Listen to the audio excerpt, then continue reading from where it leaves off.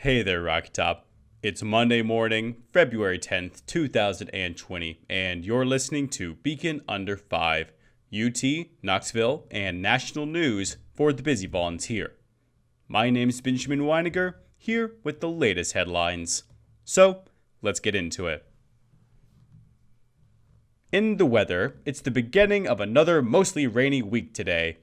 Get your raincoats and keep them on, as it'll be raining throughout the morning, afternoon, and evening. It won't be too chilly today, though, with a high of 54 degrees and a low of 51. Humidity will stand at 85%. Next is campus news. In honor of its 225th anniversary, UT's Programs Abroad office is giving out 225 passports completely free of charge. The effort, supported by the Council on International Educational Exchange, is meant to encourage international education and study abroad participation. In order to apply, one has to be a UT undergraduate student and a citizen of the United States. Similarly, you're not eligible if you either already have a passport or have had one in the past. Priority will be given to students with financial need who are from underrepresented populations and have a desire to travel internationally with UT. Applications are due by February 17th, with recipients being informed no later than February 26th. 3 important events will take place on campus today. The first is a celebration of 200 years of women's suffrage.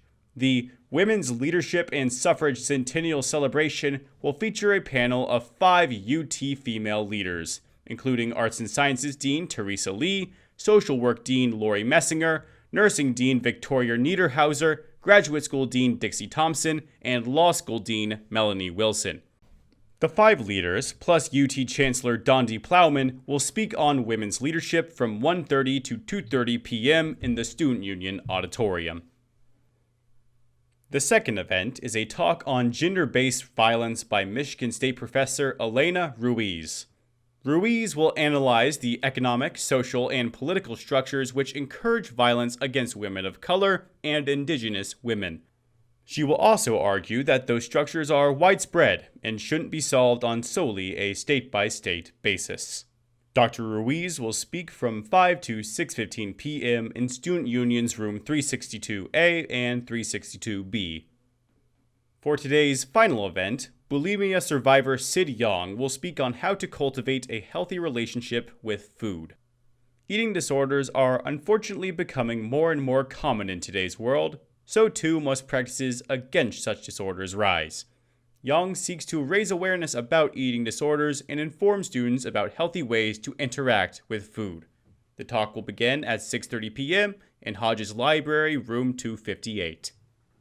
Next up is entertainment news. Knoxville Opera will be performing a musical rendition of William Shakespeare's Romeo and Juliet this weekend.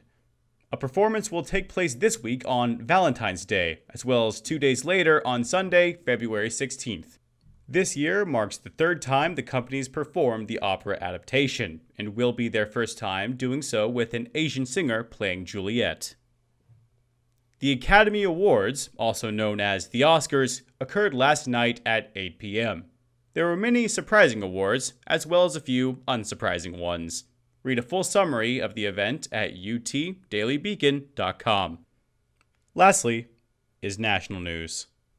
The latest Democratic debate occurred last Friday, coming after a narrow and heavily controversial Iowa caucus, in which Pete Buttigieg narrowly beat out candidate Bernie Sanders' 13 delegates to 12.